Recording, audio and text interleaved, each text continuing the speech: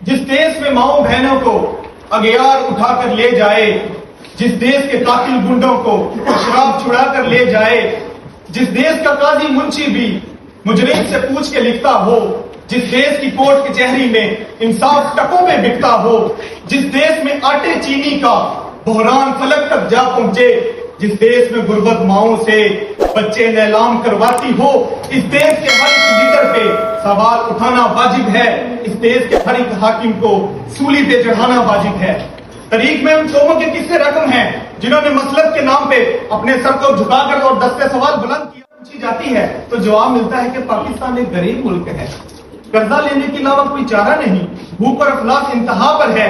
तो मैंने इन कलमात को सच मानते हुए घर से बाहर निकल के देखा कि इस कर्जे के नाम पे भीख जो मिलती है इसने अवाम को किस हद तक हालात जिंदगी बेहतर किया है। तो जनाब अफसोस हुआ, बहुत अफसोस हुआ।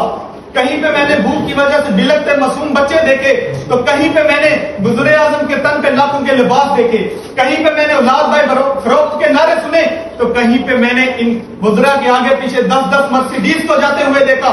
जनाब अल्लाह, कहीं पे मैंने आदम की बेटी को बिकते देखा और कहीं पे मैंने इन वज़रा के फरंगी कुत्तों को लेर शेर होते देखा। जनाब अल्लाह, मैं क्या क्या बताऊं, मैंने क्या क्या देखा। मैंने ड्रोन हमलों में मरने वालों की नस्ल को देखा,